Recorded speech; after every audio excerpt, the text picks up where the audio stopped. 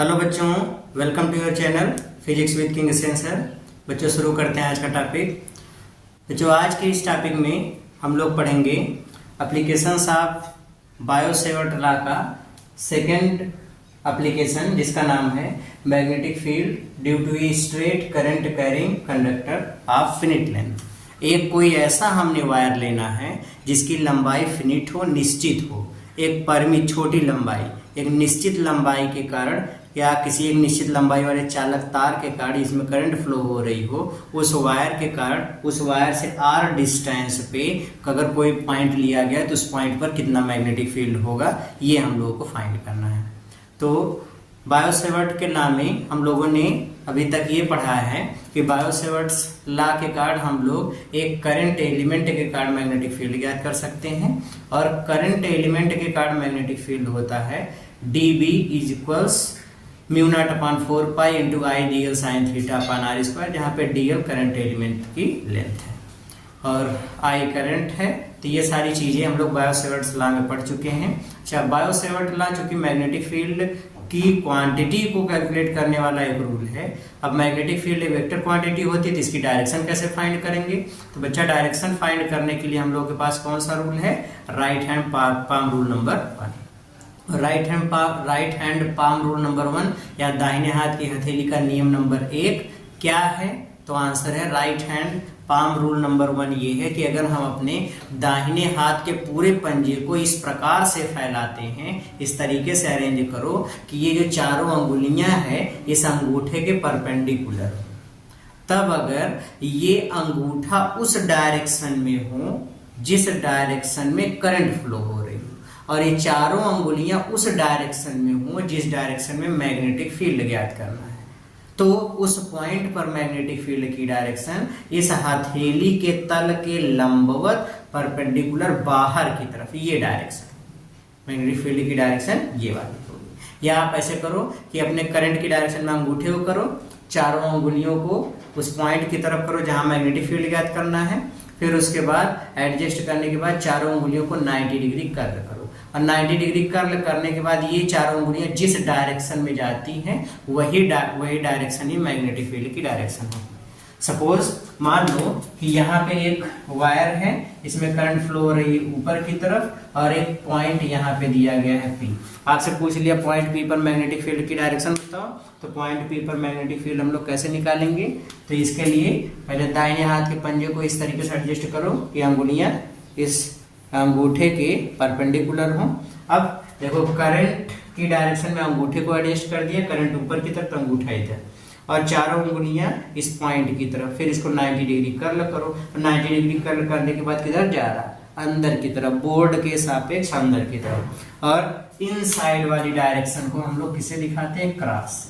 और अगर वही डायरेक्शन बाहर की तरफ होती तो उसको हम लोग डॉट से दिखाते हैं। ये बताता है गोइंग इनसाइड, ये है, और ये डायरेक्शन बताता है कमिंग आउटवर्ड या आउटसाइड।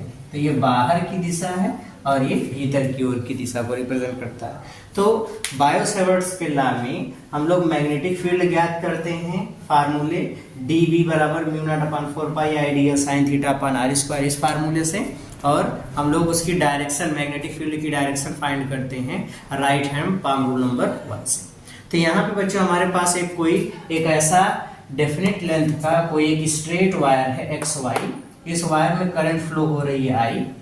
अब इस वायर के पॉइंट O से R डिस्टेंस पे कोई एक पॉइंट लिया गया है P। अच्छा, अब पॉइंट P का इस वायर के द्वारा लेंथ कैसे मेजर की जा रही है? देखो ये एक लाइन खींची गई जहां से R डिस्टेंस पे पॉइंट P है, यहाँ से φ1 एंगल नीचे सिरा y है, सॉरी φ1 एंगल नीचे सिरा y है, और φ2 एंगल ऊपर सिरा x है। अब अगर पूरी लेंथ नापना हो तो φ1 देखो, φ2 ऊपर और φ1 नीचे। अब पूरी लेंथ अगर हमको नापना होगा तो पूरी लेंथ हम लोग कैसे नापेंगे? देखो ये लाइन है φ1 और φ2। अब देखो जब लेंथ नापोगे तो φ1 एंगल नीचे की तरफ, नीचे चले जाओ, φ2 ऊपर की तरफ, तो ये पूरी लेंथ हम लोग ऐसे मेजर करेंगे। अब यहीं से आप देखो, यहीं से ये वाला वायर हो गया, अब यहाँ से 1 नीचे, फाई 2 ऊपर, तो पूरी लेंथ नाप रहा है।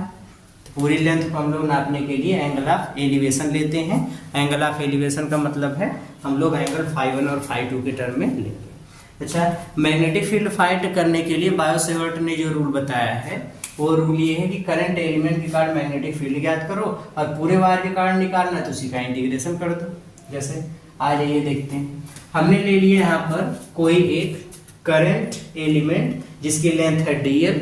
इस करंट एलिमेंट के कारण ये जो करंट एलिमेंट यहाँ पे लिया गया है जिसकी लेंथ है dl, इस करंट एलिमेंट से x डिस्टेंस पे पॉइंट p है। तो सबसे पहले हम इस dl लेंथ के कारण कितना मैग्नेटिक फील्ड बनेगा उसको निकाल लेंगे। अच्छा देखो,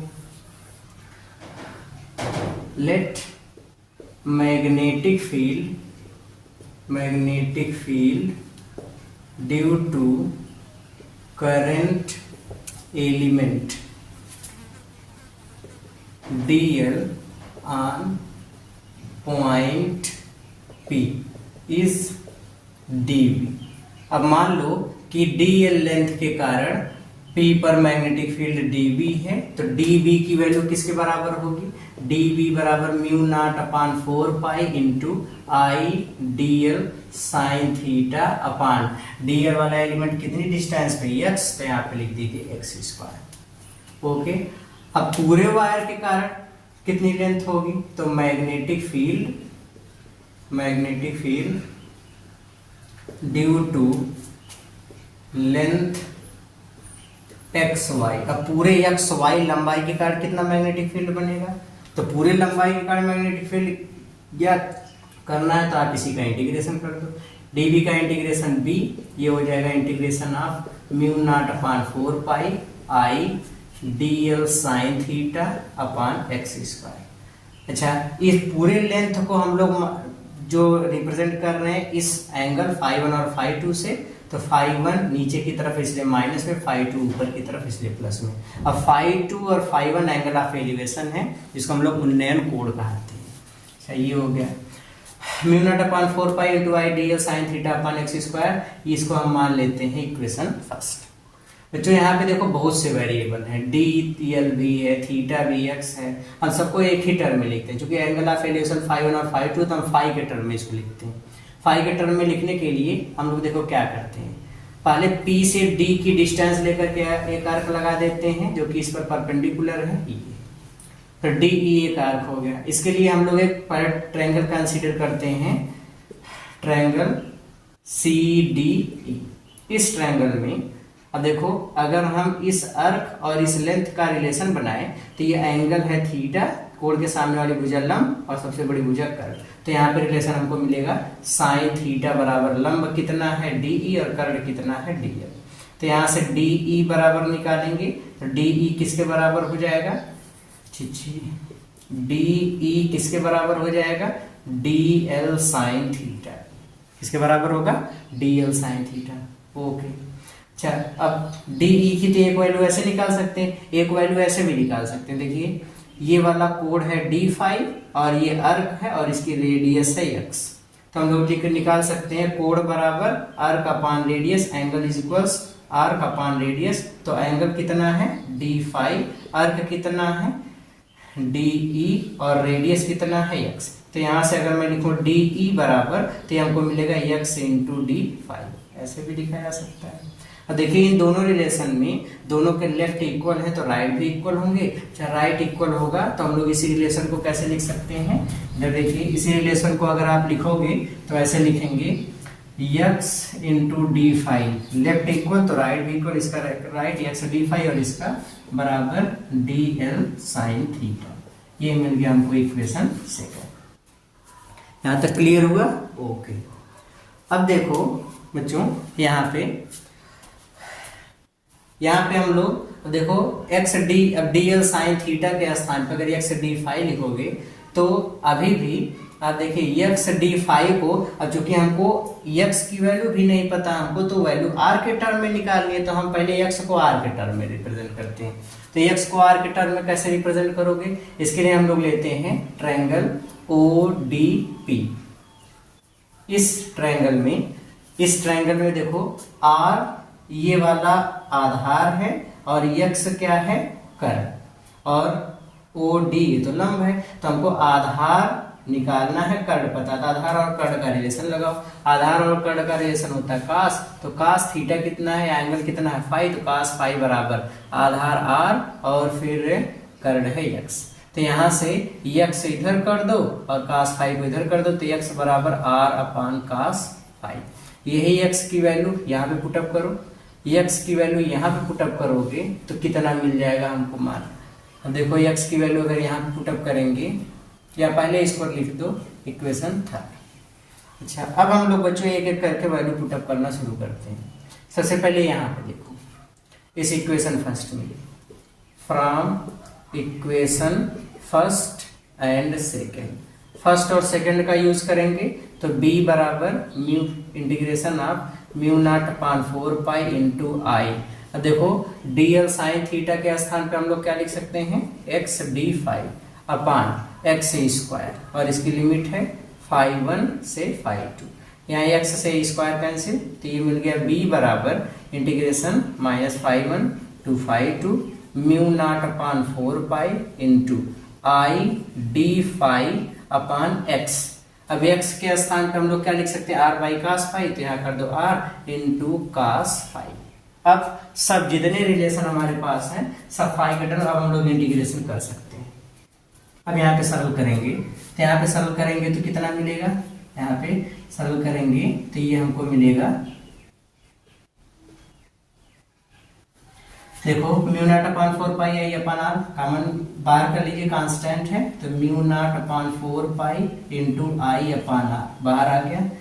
अब बचेगा कितना, cos phi D phi, cos phi का इंटीग्रेशन होता है बच्चा साइन फाई, ये हो गया, और इसकी लिमिट लगा देंगे फाई टू यहाँ पे माइनस फाई। अच्छा, लिमिट जब सॉल्व करेंगे तो लिमिट सॉल्व करेंगे तो ये वाली वैल्यू हमको कितनी मिलेगी, ये हमको मिलेगी b बराबर mu naught upon 4 pi into I upon R. अच्छा, साइन फाई के स्थान पे फाई 2 तो साइन फाई 2, और देखो माइनस साइन फाई 1 होता है लेकिन माइनस के साथ है फाई 1 और माइनस माइनस प्लस मतलब साइन फाई 1, ये हमको मिलेगा ये। तो अब यहाँ पे वैल्यू जब पुटअप करेंगे साइन फाई के स्थान पे पहले फाई 2 लिखा गया, फिर माइनस साइन फाई के स्थान में माइनस फाई 1, तो ये हो जाएगा sine phi 2 minus sine minus phi 1, और साइन माइनस थीटा बराबर प्लस साइन थीटा, इसलिए यहाँ पे प्लस हो गया। तो ये एक कोई डेफिनेट लेंथ के कोई स्ट्रेट करंट कैरिंग कंडक्टर या वायर के कारण मैग्नेटिक फील्ड का फार्मूला है। तो बच्चों फार्मूला हमको क्या मिला, इस फार्मूले को हम लोग ऐसे लिख सकते हैं, जब देखते हैं हमारा जो लास्ट में फार्मूला मिला मैग्नेटिक फील्ड का वो फार्मूला कितना है, तो आंसर वो फार्मूला है b बराबर mu naught upon 4 pi into I upon R sine phi 1 plus sine phi 2, ये हमको मैग्नेटिक फील्ड का फार्मूला मिला। तो बच्चों अगर कोई एक स्ट्रेट वायर है तो एक स्ट्रेट वायर के कारण मैग्नेटिक फील्ड कैसे ज्ञात करते हैं, तो ये मैग्नेटिक फील्ड ज्ञात करने का तरीका है। इसमें कुछ स्पेशल केसेस हैं, उन केसेस को पहले हम स्टडी कर लें, फिर उसके बाद हम लोग इस पे कुछ क्वेश्चंस को सॉल्व करेंगे। आ जाओ केसेस को देख लेते हैं।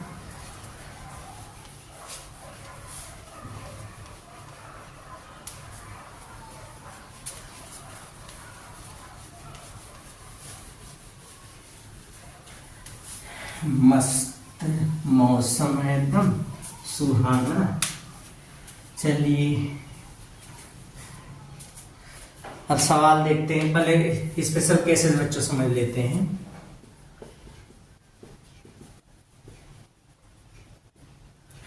पहला केस हम लोग लेते हैं। देखो अगर बच्चों ऐसा है कि वायर के एकदम सीध में पॉइंट है, जहां पे वायर है इस वायर की लेंथ के एकदम सीध में, दैट मीन्स इसके एक्सिस पर ही है।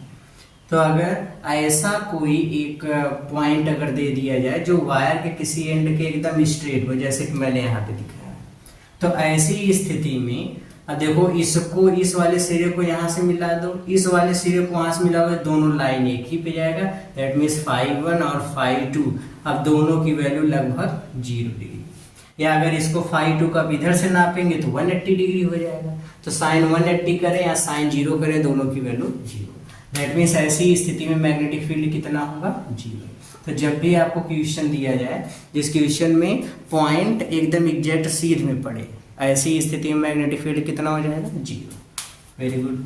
अच्छा, अब देखते हैं दूसरा केस। दूसरा केस ये है, जैसे मान लीजिए कि कोई एक वायर है और इस वायर के किसी एक एंड के एकदम क्लोज दिया गया है पॉइंट पे, और दूसरा एंड बहुत दूर है। तो ऐसी स्थिति में अब देखो बच्चों, पहले तो एंगल निकालना सीखो। जैसे ये वायर था, r डिस्टेंस पे ये पॉइंट था, तो हम क्या करते थे, दोनों एंड्स को उस पॉइंट से मिलाते थे। ये वाला एंगल φ1 होता था, φ1, और ये वाला एंगल φ2 होता था। इतना हम लोग निकालते थे। तो ये पॉइंट हो गया। अब इस पॉइंट से दोनों एंड्स को मिलाओ, इसको भी मिलाओ, इसको भी मिलाओ। इसको जब मिला देंगे तो देखो ये लाइन भी वही है और जो रेखा मिलाएगी दोनों वहीं पर हैं। इसका मतलब φ1 वाला एंगल कितना हो गया? 0 डिग्री। अच्छा, अगर ये वाला लेंथ इतनी बड़ी होती तो ये एंगल इतना होता। अब लेंथ बढ़ाते जाओ, बढ़ाते जाओ, बढ़ाते बढ़ाते बढ़ाते बढ़ाते, अब ऐसे लेंथ बढ़ता चला जाएगा, बढ़ता चला जाएगा। तो देखो ये वाला एंगल भी बढ़ता चला जाएगा। इस वाले एंगल को देखिए,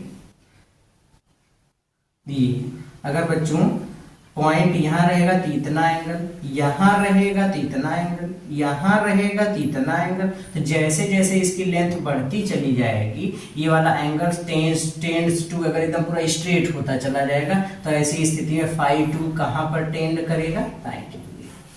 ठीक है, तो याद रखो कि अगर वायर के किसी एंड के समीप कोई पॉइंट होगा तो ऐसी स्थिति में φ1 बराबर 0 और φ2 बराबर 90 डिग्री। इस स्थिति में मैग्नेटिक फील्ड निकालोगे तो μ0/4 pi into I upon R, sine φ1 की वैल्यू 0 प्लस साइन φ2 की वैल्यू 90 और साइन 90 की वैल्यू 1, ये तो 0 हो जाएगा। तो ये वाला टर्म 0 और साइन 90 की वैल्यू 1, तो 1 से इसमें मल्टीप्लाई कर देंगे। दैट मीन्स आ जाएगा b बराबर μ0/4 pi into I upon R. इतना मैग्नेटिक फील्ड हमको मिलेगा। तो बच्चों, एक स्ट्रेट वायर के कारण मैग्नेटिक फील्ड, अगर इस स्ट्रेट वायर के किसी एक सिरे के क्लोज कोई पॉइंट हो तो ऐसे इसलिए मैग्नेटिक फील्ड लगभग इतना होता है। क्लियर हो गया दोनों केस? ओके। अब अगर बच्चों तीसरा केस लेते हैं, तीसरा केस ये है कि अगर तीसरे केस में ये कहा गया है कि अगर मान लो इस वाले दूसरे वाले केस में बच्चों ये वाली लेंथ ऐसे आगे की तरफ बढ़ती चलेगी।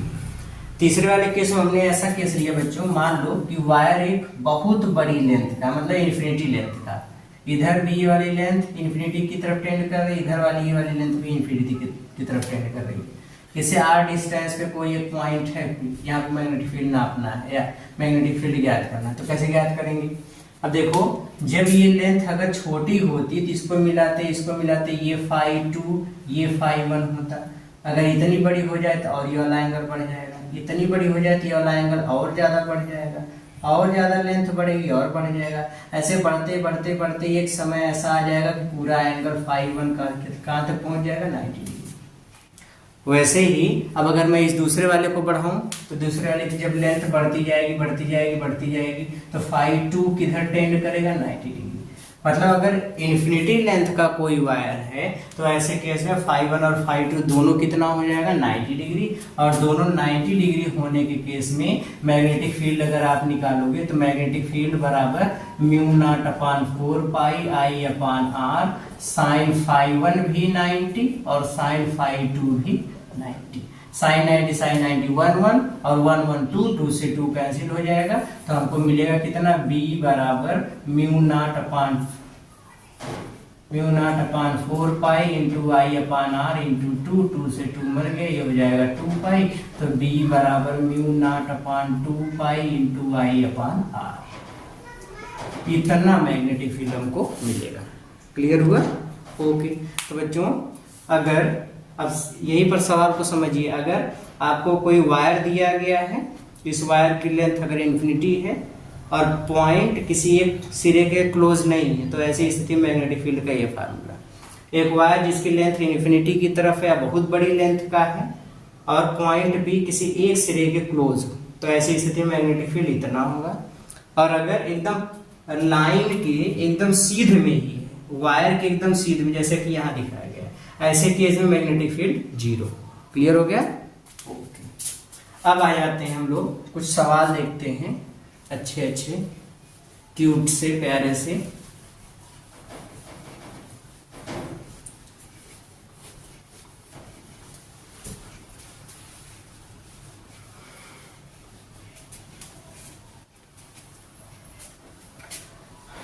आ जाओ, पहला क्वेश्चन लेते हैं बच्चों। हमसे ये कहा गया कि सपोज एक कोई वर्ग है, इस वर्ग की एक स्क्वायर है, स्क्वायर की हर एक साइड ए, इसका नाम है पी क्यू आर एस।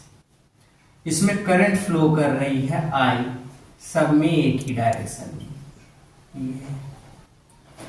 आपसे बोल दिया कि इसके सेंटर ओ पर मैग्नेटिक फील्ड कितना होगा। आपसे बोल दिया find magnetic field at point O पर मैग्नेटिक फील्ड कितना होगा। तो पॉइंट ओ पर मैग्नेटिक फील्ड कैसे निकालेंगे? पॉइंट ओ पर मैग्नेटिक फील्ड निकालने के लिए हम लोग बच्चों पहले एक एक वायर के खंड को लेते हैं। अब देखो, हमने पहले बताया था मैग्नेटिक फील्ड एक वेक्टर क्वांटिटी है। अब यहाँ पे देखो, अब चूंकि स्क्वायर है तो स्क्वायर है तो हर साइड इक्वल लेंथ की होगी, लेंथ सबकी इक्वल। ओके, सब में करंट सेम जा रही है, ये भी सही बात है। इस पॉइंट ओ की अगर हम इस वायर के मध्य बिंदु से यहाँ पे परपेंडिकुलर बनाए, मतलब यहाँ से ऐसे लंब डालो सामने, यहाँ से लंब डालो सामने, यहाँ से जब चारों तरफ से लंब डालेंगे तो देखेंगे जितनी लेंथ ये है उतनी लेंथ ये भी होगी, उतनी ये भी होगी और उतनी ये भी होगी। मतलब जो स्मॉल आर, अब यही ये वायर हो गया, वायर से आर डिस्टेंस पे ये पॉइंट हो, तो आर तो सबके लिए सेम होगा, ये भी सही बात है। तो जब आर सबके लिए सेम होगा, लेंथ सबकी सेम है, करंट सब में सेम है, तो इसका मतलब मैग्नेटिक फील्ड सबके कारण सेम होगा। अब मैग्नेटिक फील्ड सबके कारण सेम होगा, क्या डायरेक्शन भी सेम होगी? तो देखिए, इस वायर के कारण मैग्नेटिक फील्ड, करंट ऊपर, चारों उंगली इधर, मैग्नेटिक फील्ड अंदर की तरफ। यहाँ पर करंट इधर, चारों उंगली ऊपर, मैग्नेटिक फील्ड अंदर की तरफ। यहाँ पे करंट नीचे, चारों उंगली इधर, मैग्नेटिक फील्ड अंदर की तरफ। यहाँ पे देखोगे तो करंट इधर, ये करंट हो गई इस डायरेक्शन में, चारों उंगली नीचे, मैग्नेटिक फील्ड अंदर की तरफ। तो सबके कारण मैग्नेटिक फील्ड सेम डायरेक्शन में मिलेगा। अगर सबके कारण मैग्नेटिक फील्ड सेम डायरेक्शन में होगा तो टोटल मैग्नेटिक फील्ड कितना हो जाएगा? अगर इसके कारण बी है तो सबके कारण बी बी बी, तो 1b 2b 3b 4b, net magnetic field कितना हो गया? 4b। तो इस तरीके से हम लोग मैग्नेटिक फील्ड फाइंड कर लेंगे। अच्छा, कैसे निकालेंगे? चलो, बी नेट हम लोग कैसे निकालेंगे? देखो, बी नेट, एक वायर के कारण मैग्नेटिक फील्ड सपोज बी है, तो चारों के कारण कितना हो जाएगा? 4 इंटू बी। ये चीज तो समझ में आ रही है। तो 4 इंटू बी किसके बराबर होता है? Mu naught upon 4 pi into I upon R sine phi 1 plus sine phi 2, ये हो गया। ओके, अब देखो साइन फाई 1 और फाई 2, फाई 1 फाई 2 कैसे निकालेंगे? ये पॉइंट है, पॉइंट को पहले एक सिरे से मिलाओ कंडक्टर के, फिर इसको दूसरे सिरे से मिलाओ। देखो, ये चूंकि जो स्क्वायर है, इसका जो स्क्वायर के जो विकर्ण होते हैं, जो डायगोनल होते हैं, एक दूसरे को 90 डिग्री पर इंटरसेक्ट करते हैं या काटते हैं। तो ये अगर यहाँ से परपेंडिकुलर ड्रा किया गया तो ये इन दोनों एंगल को हाफ हाफ में डिवाइड कर देगा। तो ये वाला एंगल 45, ये वाला एंगल 45, मतलब फाई 1 भी 45, फाई 2 भी 45। तो बस वही पुट अप कर दो। अच्छा, आर कितना होगा? ये जो डिस्टेंस आर दी गई है, यहाँ से यहाँ तक की डिस्टेंस आर किसके बराबर होगी? तो देखो, टोटल लेंथ यहाँ से यहाँ तक किसके बराबर? ए की। तो आधी लेंथ कितनी हो जाएगी? a/2। दैट मींस हम यहाँ से लिख सकते हैं आर की वैल्यू तो a/2 के बराबर है। तो आर की वैल्यू a/2 और फाई 1 फाई 2 45 डिग्री। बस एकदम सवाल हलवा हो गया। अब लगाओगे तो कितना हो जाएगा, बी नेट बराबर 4 into mu naught by 4 pi into I upon R sine 5 कितना 45 साइन 5 कितना 45, ये हो गया। तो ये हो जाएगा 4 से 4 cancel, mu naught upon pi into I by R sine 45 की वैल्यू 1/√2 प्लस 1/√2। अब दोनों को ऐड कर दो, दोनों को ऐड कर दोगे तो ये हो जाएगा mu naught upon pi into I by R into 2/√2 cancel √2, mu naught upon pi into I √2/r। R की वैल्यू किसके बराबर है, आर की वैल्यू a/2, यहाँ पर कर दो a और इंटू 2। तो एट लास्ट हमको मिलेगा बी नेट बराबर mu naught upon 4 pi into I into 2√2/a। इतना मैग्नेटिक फील्ड हमको मिलेगा। इस तरीके से हम लोग नेट मैग्नेटिक फील्ड फाइंड करेंगे। ओके, समझ आ गया, वेरी गुड। एक और एग्जांपल लेते हैं बच्चों इसी पे, और उस एग्जांपल को वीडियो को पास करके खुद से ट्राई करेंगे, फिर इसके बाद यहाँ पे आएंगे।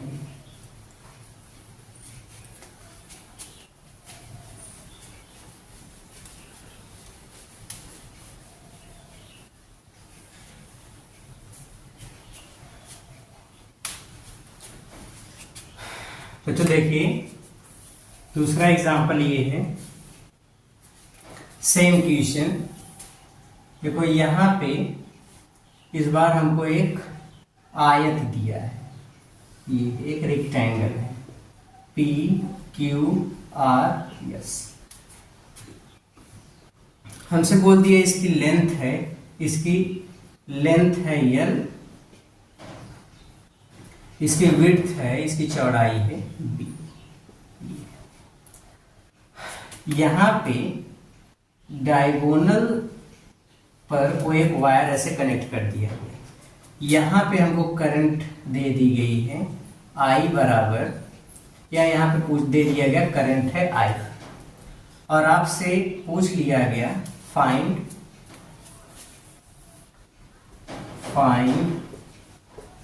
B net magnetic field at points R and S, R and S।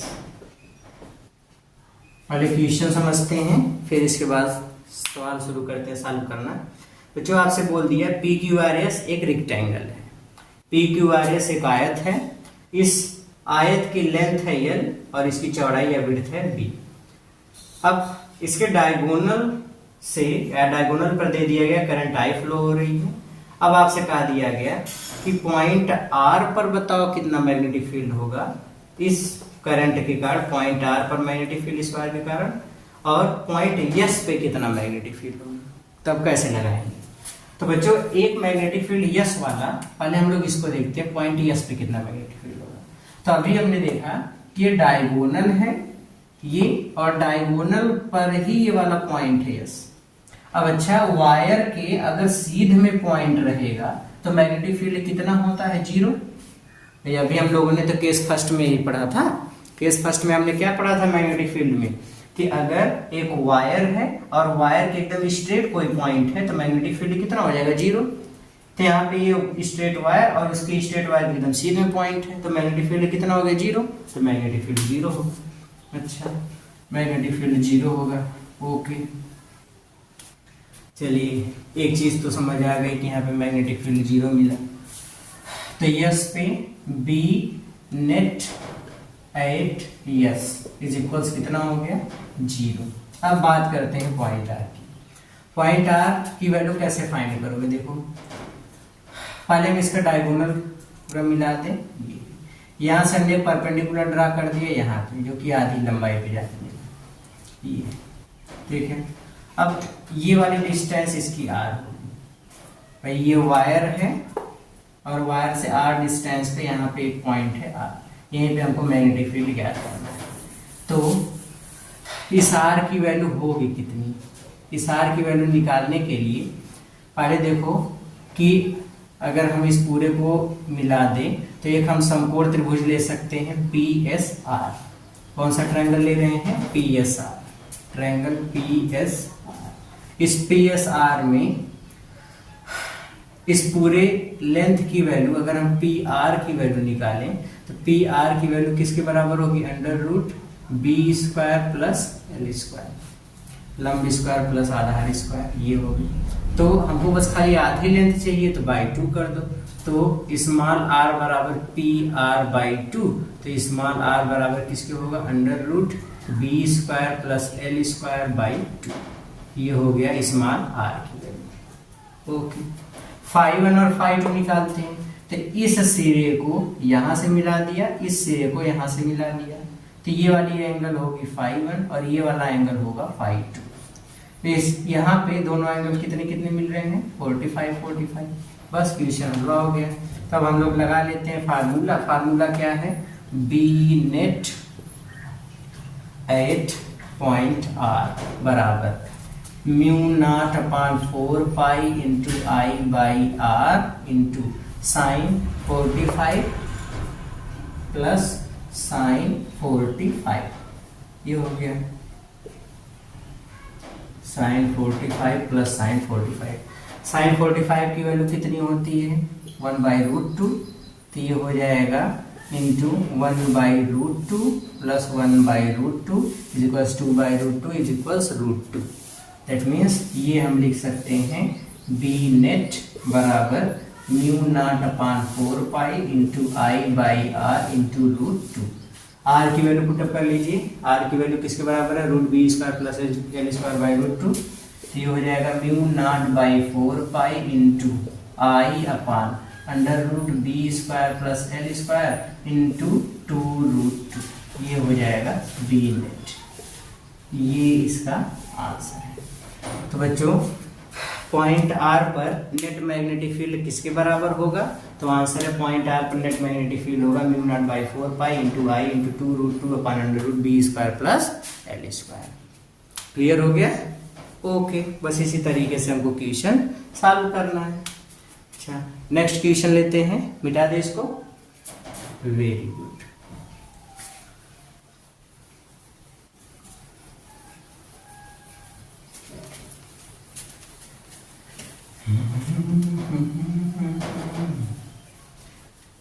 मस्त गाना आया है दिमाग में। क्या गाना है? चलिए, बट यहाँ नहीं गाना है। आ जाओ देखते हैं बच्चों क्वेश्चन नंबर 3, तीसरा का सवाल।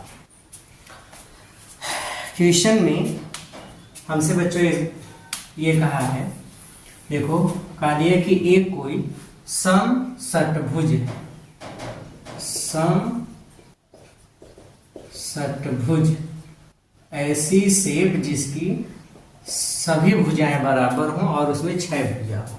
समषटभुज मतलब ऐसी कोई शेप दी गई, एक साइड, दूसरी साइड, तीसरी साइड, चौथी साइड, पांचवी साइड और छठवीं साइड। इसका सेंटर यहाँ पे O। इसको यहाँ से मिला दिए, इसको यहाँ से मिला दें, इसको यहाँ से, इसको यहाँ से, इसको यहाँ से। इसमें हमसे बोल दिया कि करंट फ्लो हो रही है I के बराबर, सब में एक ही डायरेक्शन में करंट I, सब में एक समान करंट, और इसकी हर एक भुजा की लेंथ है A। आपसे बोल दिया गया कि इसके find B net at point O। जो JEE 2019 का क्वेश्चन है। कैसे सॉल्व करेंगे? तो क्वेश्चन सॉल्व करने के लिए हमारे पास क्या तरीका है? तो बच्चों सबसे पहले चाहे जो भुजा दी जाए, सबके कारण मैग्नेटिक फील्ड देखते हैं। सबकी डायरेक्शन क्या होगी? अंदर की तरफ, अंदर की तरफ, अंदर की तरफ, अंदर की तरफ, अंदर की तरफ। सबके कारण मैग्नेटिक फील्ड किधर मिल रहा है? अंदर की तरफ। तो नेट मैग्नेटिक फील्ड सबको जोड़ देंगे। क्या सबके कारण मैग्नेटिक फील्ड इक्वल होगी? तो करंट सब में सेम। सम षटभुज है तो सबकी भुजाएं की लेंथ सेम।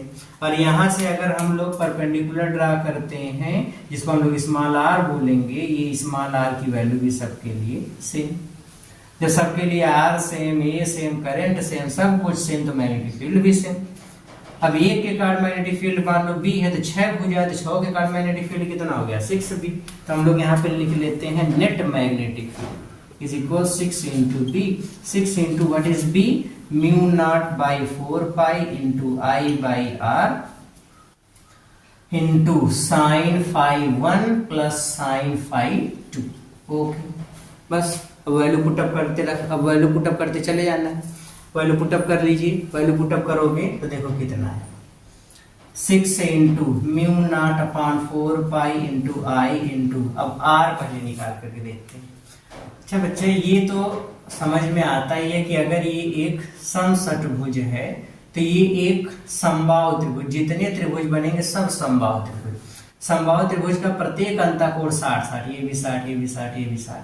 अब ये 60 का आधा हो गया तो 30-30 हो गया। और यही वाला एंगल देखो, इस सिरे को इस कंडक्टर, ये एक कंडक्टर हो गया, इसके एक सिरे से मिला दे इसके दूसरे सिरे से, तो ये फाई 1 बन गया और ये वाला फाई 2 बन गया। और दोनों कितने कितने अंश के हैं 30-30, मतलब फाई 1 भी 30, फाई 2 भी 30। अब फाई 1 फाई 2 दोनों 30, अब फाई 1 फाई 2 30 हो गए। तो देखो हमको निकालना आर, ये वाली लेंथ निकालना है, और हमने यहाँ पे खींच दिया परपेंडिकुलर। तो अगर ये वाली लेंथ आर है, ये कर्ण है। अब देखो हमको आधार निकालना, कर्ण हमको पता है, आधार और कर्ण का रिलेशन कास थीटा कहलाता है। तो हम यहाँ पे लिख सकते हैं कास थीटा बराबर ये कर्ण की लेंथ। अब चूंकि सब भुजाएं बराबर समबाहु त्रिभुज है तो इस वाली भुजा की लेंथ भी कितनी होगी, ए के ही बराबर। अब ये सब भुजाएं आपस में बराबर होंगी, सब बराबर है, ए के बराबर। तो ये वाली भुजा किसके बराबर होगी, ए के बराबर। तो कास थीटा बराबर आधार है आर, कर्ण है ए। कुछ बात आई समझ में? देखो फिर से हम इसी बात को समझा रहे हैं, ध्यान से देखो। बहुत गंदा फिगर बनाता है भाई, चलिए कोई बात नहीं। अब देखो, अच्छा चूंकि अब देखो समबाहु त्रिभुज की सब भुजाएं बराबर होती है। अगर ये वाली भुजा ए है तो इसकी भी लेंथ कितनी होगी, ए के बराबर।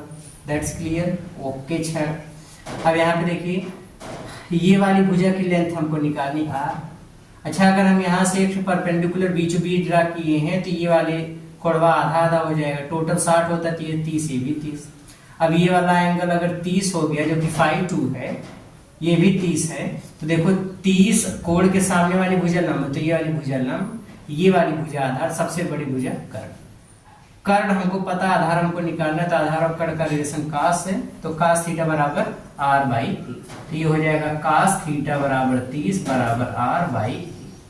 अब कास 31 नहीं √3/2 इज इक्वल्स आर बाई ए। यहां से अगर हम r की वैल्यू निकालें तो ये का गुणा कर दो a√3/2।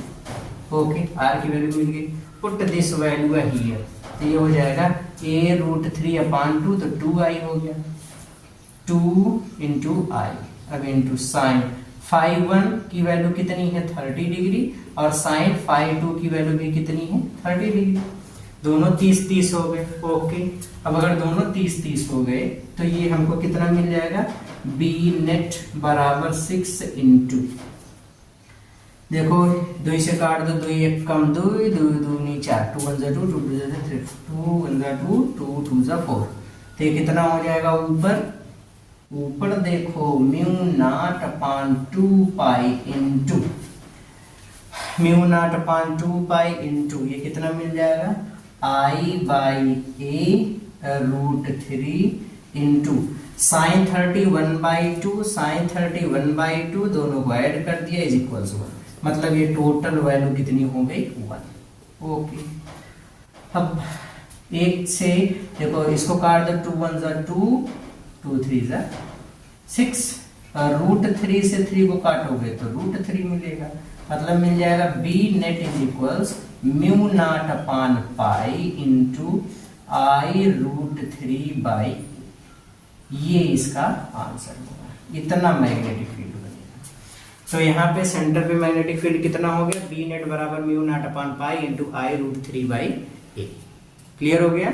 ओके, तो ये बच्चों एक क्यूट सा प्यारा सा नन्ना मुन्ना सवाल था। अब इससे भी प्यारा सवाल हम लोग लेते हैं, एकदम वो कहते हैं एकदम मस्त सा क्वेश्चन। हर क्वेश्चन में कुछ न कुछ सीखने को मिलेगा हम लोगों को, बशर्ते कि ध्यान लगाने की जरूरत है, मन लगाने की जरूरत है। कैसे मन लगेगा? मन तो भटक जाता है। चलिए, just focus and concentrate, focus करके पढ़ते हैं। आइए अगला क्वेश्चन लेते हैं बच्चों। इस क्वेश्चन में आप देखो, जो क्वेश्चन में इस बार बता रहा हूं, देखिए आपसे बोल दिया कि यहाँ पे कोई एक वायर है ए और ये वाला पॉइंट है पी। अच्छा, इस वायर के बाद ये एक और वायर ऐसे दे दिया गया और ये एक सेमी सर्कल है इतना तक।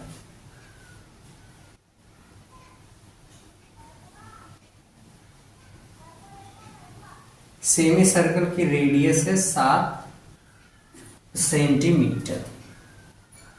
ओके, फिर यहां से एक वायर एकदम पूरा अनंत लंबाई का इंफिनिटी तक है और ये वाला पॉइंट ऐसे इधर बना देते हैं, इंफिनिटी तक है। यह बहुत बड़ी लेंथ है, इंफिनिटी नहीं देगा तब भी आप समझ लेंगे बहुत बड़ी लेंथ है। ओके, 7 सेंटीमीटर, 7 उतना ही हम मान लेते हैं इसकी रेडियस है, बढ़ के लेटर वाली आर, और ये पॉइंट है ओ। इसमें करंट फ्लो हो रही है आई, इसमें करंट फ्लो हो रही है आई, और वही करंट वह इसमें फ्लो हो गई आई। क्लियर हो गया? ओके, बच्चा हमसे बोल दिया find B net at point O. Point O पर नेट मैग्नेटिक फील्ड कितना होगा ये आपको फाइंड करना है। तो पॉइंट ओ पर नेट मैग्नेटिक फील्ड कैसे निकालेंगे? अब हमको कुछ लॉजिक सोचने की जरूरत है। वो कौन सा लॉजिक है, क्या लॉजिक है जो हमको सोचना पड़ रहा है? तो लॉजिक ये है बच्चा कि देखो, पॉइंट ओ पर मैग्नेटिक फील्ड ज्ञात करना है। एक वायर ये, एक वायर ऐसे वृत्त या सर्कल के रूप में दिया है और एक वायर ऐसे ये भी स्ट्रेट है। अगर मैं पहले इस वाले वायर की बात करूं, ये पहला वाला वायर, ये दूसरा वाला सर्कुलर वायर, ये तीसरा वाला वायर। पहले वाले वायर के कारण अगर यहाँ पे मैग्नेटिक फील्ड हम मान ले B1 है, तो B1 की वैल्यू कोई बता सकता है? 0 होगी सर। Very good. कैसे? तो बच्चा देखो, ये एक वायर है और पॉइंट ओ इसी वायर के एकदम सीध में है। पॉइंट ओ इसी वायर के एकदम सीध में। अब अगर वायर के एकदम सीध में पॉइंट रहता है तो वहां पे मैग्नेटिक फील्ड कितना होता है? 0। तो ये वायर और इसके सेंटर में मैग्नेटिक फील्ड पूछा गया, तो इसके एकदम सीध में, इसलिए मैग्नेटिक फील्ड 0। तो इसका तो बवाल है, खत्म हो गया। मैग्नेटिक फील्ड में 0 मिल गया, तो B1 0। अब B2 की बात कर लेते हैं। तो B2 की बात करेंगे तो देखो, ये एक सेमी सर्कल है और सेमी सर्कल के एक सर्कुलर वायर में या एक सर्कुलर अर्क के कारण मैग्नेटिक फील्ड कितना होता है उसके सेंटर पे? तो सर्कुलर अर्क के कारण उसके सेंटर पे मैग्नेटिक फील्ड का फार्मूला है μ0/4 pi into I theta by R. क्या फार्मूला है? μ0/4 pi into I theta by R. फिर theta should be measured in radian, theta को रेडियन में मापना है। ओके, तो यहाँ पे हम मैग्नेटिक फील्ड निकालेंगे सेमी सर्कल के कारण उसके सेंटर पे। तो सेमी सर्कल के कारण मैग्नेटिक फील्ड मान लो B2, तो B2 किसके बराबर होगा? तो B2 की वैल्यू अगर निकालेंगे तो B2 बराबर वही फार्मूला का μ0/4 pi into I into theta कितना है? तो इसके सेंटर पे देखो बनने वाला टोटल एंगल कितना? 180, that means pi upon radius कितनी है? r। ओके, तो यहाँ पाई से पाई हम देते हैं मान μ0/4 इंटू आई अपॉन आर। ये इतना मैग्नेटिक फील्ड बन गया। और इस मैग्नेटिक फील्ड की डायरेक्शन किधर होगी, तो हर जगह निकाल के देख लोगे मैग्नेटिक फील्ड गोइंग इनसाइड होगा। तो ये एक मैग्नेटिक फील्ड ये मिला, एक ये मिला। अब रही बात तीसरे की, तो तीसरे वाले में देखो, तीसरे वाले में ये एक वायर है इन्फिनिटी लेंथ का, और जिस पॉइंट पे मैग्नेटिक फील्ड ज्ञात करना वो वाला पॉइंट एक सिरे के नजदीक है। सिरे कंडक्टर के सीधे में नहीं, ये सिरे के नजदीक है। और ऐसी स्थिति में मैग्नेटिक फील्ड का फार्मूला क्या है, mu naught upon 4 pi into I by R. ये फार्मूला हम लोग पढ़े हैं केस सेकंड, अभी जो हमने बताया था स्ट्रेट वायर के स्पेशल केसेस में केस सेकंड है। ओके, तो यहाँ पे अब फार्मूला अप्लाई कर दो, मतलब मान रख दो। तो मैं जब यहाँ पे मान रखोगे तो मान लेते तीसरे वाले वायर के कारण मैग्नेटिक फील्ड B3 है, तो B3 बराबर mu naught upon 4 pi into आई, करंट कितनी जा रही I, और कितने डिस्टेंस पे है R, इक्वेशन 3। इसके कारण डायरेक्शन निकालो। देखो करंट इधर और 4 उंगली इधर, मैग्नेटिक फील्ड अंदर की तरफ, मतलब इसके कारण भी मैग्नेटिक फील्ड किधर बनेगा, अंदर की तरफ ही बनेगा, क्रॉस मतलब अंदर की तरफ। ओके, तो नेट मैग्नेटिक फील्ड हम निकालेंगे तो लिख देंगे बी नेट बराबर B1 plus B2 plus B3। B1 तो 0 है, कहानी खत्म हो गई उसकी, एकदम बोलते हैं उसकी तो जिंदगी रद्द हो गई। और उसके बाद बचा है B2 और B3, दोनों एक के डायरेक्शन में थे, दोनों जुड़ जाएंगे। तो दोनों जुड़ जाएंगे तो ये हो जाएगा 0, B2 की value mu naught upon 4 into I by R, plus B3 की value mu naught upon 4 pi into I by R. What is the common, common is mu naught into I upon 4 into R is equals, यहाँ बचेगा 1 plus यहाँ बचेगा 1 अपान पाई, ये इसका answer होगा। तो ये बी नेट मतलब नेट मैग्नेटिक फील्ड इतना आएगा। क्लियर हो गया? ओके, जो ये भी हमारा क्वेश्चन पूछा गया था AIEEE में, और सेम मिलता जुलता क्वेश्चन हमसे बच्चा नीट में पूछा गया था, नीट 2019 में। तो ऐसे मिलता जुलता क्वेश्चन नहीं नीट में किसी दूसरे सत्र में पूछा गया था, इसमें 2019 के आसपास पूछा गया था, बट ये दोनों कंपटीशन के क्वेश्चन है। ये वाला जो क्वेश्चन है कंपटीशन का क्वेश्चन है। क्लियर हुआ? कुछ बात समझ में आई? तो बच्चों इस तरीके से हम लोग मैग्नेटिक फील्ड फाइंड करेंगे, और ये इसके हमने आज कुछ अच्छे अच्छे प्यारे प्यारे खूबसूरत से सवाल लिए। तो मिलते हैं हम लोग अगले वीडियो में एकदम मस्त से ढांसू से पढ़े एक टॉपिक के साथ। और जहाँ तक अगली टॉपिक का सवाल है, तो अगला टॉपिक हम लोगों का यही होगा, कोई एक सर्कुलर रिंग है, उस रिंग के एक्सिस पर कितना मैग्नेटिक फील्ड होगा। तो मैग्नेटिक फील्ड फाइंड करेंगे, उस पर कुछ अच्छा सवाल लगाएंगे, फिर उसके बाद कुछ नीट और जेईई लेवल के भी क्वेश्चन सॉल्व करेंगे। तो धीरे धीरे धीरे धीरे आगे बढ़ते रहेंगे। ओके, तो आज के इस वीडियो को यहीं पे ख़त्म करते हैं, मिलते हैं अगले वीडियो में एक खूबसूरत सी टॉपिक के साथ। तब तक पढ़ते रहिए, मेहनत करते रहिए। All the very very very very very best.